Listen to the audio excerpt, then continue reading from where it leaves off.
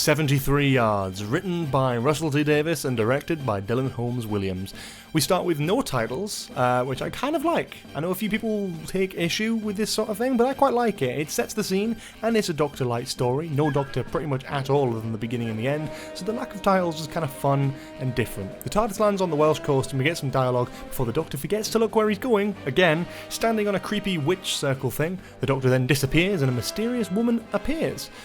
I love this opening so much, simply as it's straight into the action, no time wasted throwing us right into the concept, no cold open, no titles, it feels like a short film, and I kind of love it for that. Ruby walks away from the TARDIS to try and get some help, and we get another Susan Twist cameo, who then goes and talks to the mysterious woman, and then runs away, setting up the concept for how this villain and how the story as a whole will work. Ruby walks to the nearest village into a pub to get some help, where this scene plays out, and it's very interesting. I love that this group of people are just kind of out to get Ruby the whole time, as well as, of course, the audience.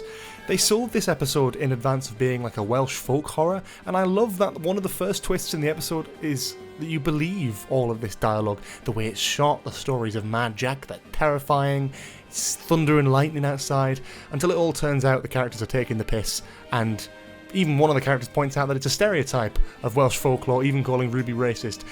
I kind of love that, because it subverts expectations of the general audience and also gives no one for Ruby to rely on and to believe her straight away. She's immediately abandoned with no help. She then leaves Wales and we see Ruby tell her mum about the situation, who then investigates and abandons Ruby as well, altogether locking her out of the flat and disowning her, which is crazy, and I kind of loved it.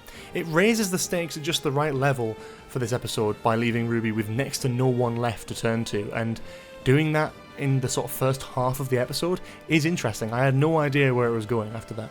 We then meet Kate Stewart. Not sure how Ruby knew to get in touch with Kate Stewart or how she even knows her, but I love this. It's a great little in-universe connection. It gives it that sort of turn left feeling where it's sort of all these other characters in the Doctor Who universe are still going about their life and doing their thing. Plus, this scene is great. Gemma Redgrave is always wonderful as Kate Stewart. But also the concept of this scene is simple but amazing, showing that even with all the sci-fi tech and psychic training, this mysterious woman and her curse is completely beyond that. It breaks through and it turns Kate Stewart and Unit away. At this point, the episode started to feel a little bit Twilight Zone-esque, and that's a huge compliment. I absolutely love that. We then flash forward over the next few years, seeing Ruby grow old. Kind of. And the woman is still following her. We see her on dates with a few funny one-liners. Is there someone else? Great stuff. Simple but great stuff. Then Ruby sees Roger Ap Gwilliam on the news describing himself as Mad Jack. This then clicks in her mind as the reason behind the curse and her new personal mission. Then we get our politics subplot, something that I was quite excited for. Russell had handled the nature of British politics amazingly in Years and Years, and I was really excited to see what he would do with this subplot and character. But unfortunately, I was left feeling a little underwhelmed, as it wasn't really the focus, and that's okay, but I look at the depth and intricacies of what was happening in Years and Years, and I compare it to this, where it's just some guy who wants to use nukes for some reason. I like that he's a young man, invoking the sort of toxic culture we get around following people online like Andrew Tate and other incel culture moments.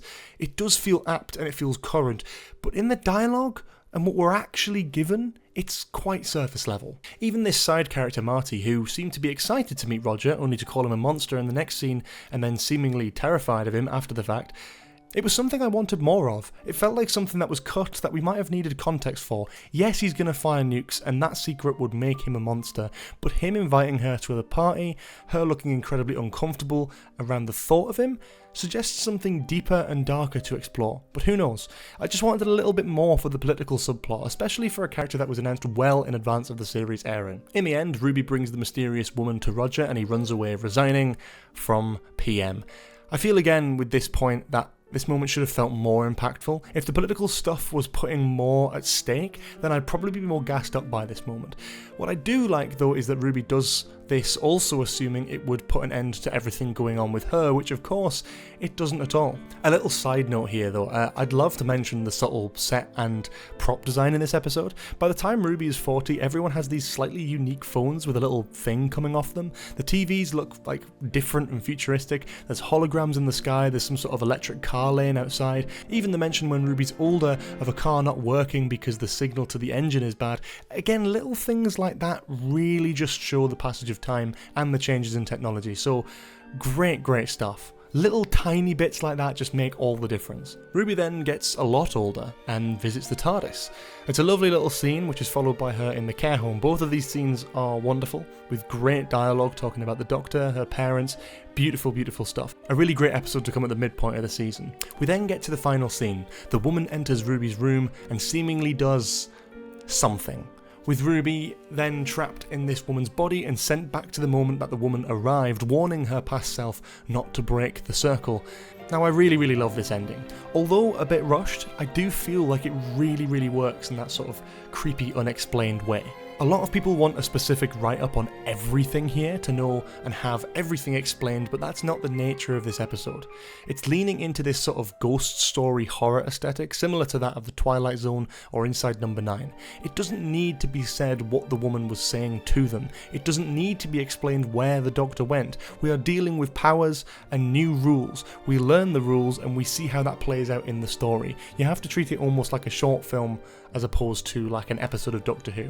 Because it's so separate, we don't need everything explained. I fear that if episodes like Midnight or Listen were coming out now, people would be complaining about exactly the same things.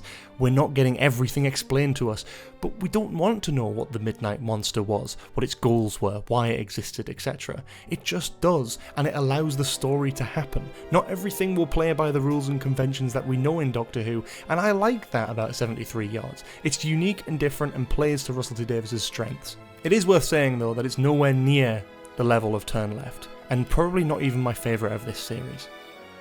And that is down to the pacing. 45 minutes should be fine, but they let the first half of this episode linger too much on the woman, that the political story and Ruby's aging through time only got restricted to like 20 minutes of the episode, which is crazy. It either needed to be an hour long, a two-parter, or just reworked altogether in my opinion to get that old-timer status. Look at Turn Left for example.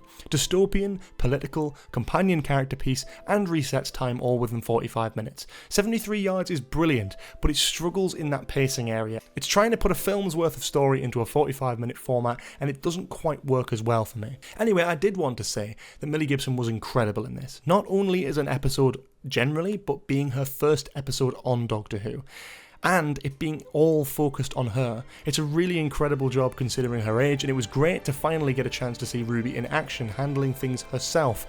It makes me wish we had a Doctor-like story in the Chibnall era, honestly, because I would have loved to have seen this kind of thing for Yaz, or Graham, or Ryan. I know we got Revolution of the Daleks, but that doesn't really count. The episode overall was great. It doesn't quite surpass Boom for me, but all the elements there are perfect, and for me it would have made a 10 out of 10 story. It's just those pacing issues and the lack of depth on the political stuff that I don't like. So for me, I'm going to give this an 8 out of 10. Thank you so much for watching my review of 73 Yards. You can catch my other Season 1 Doctor Who reviews on the channel now. Feel free to let me know what you thought of this episode in the comments below. I know I'm about a week or 2 weeks behind at this point, but I am trying to get these out as quick as possible, so be patient and you will see my Dot and Bubble review very soon.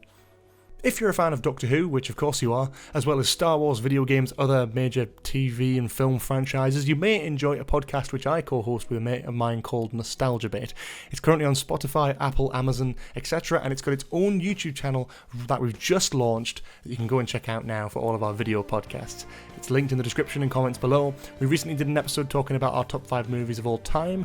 We've recently also released a Star Wars one, and there's lots more exciting stuff to come, as well as a Doctor Who Season 1 review, so look out for that and check that out right now.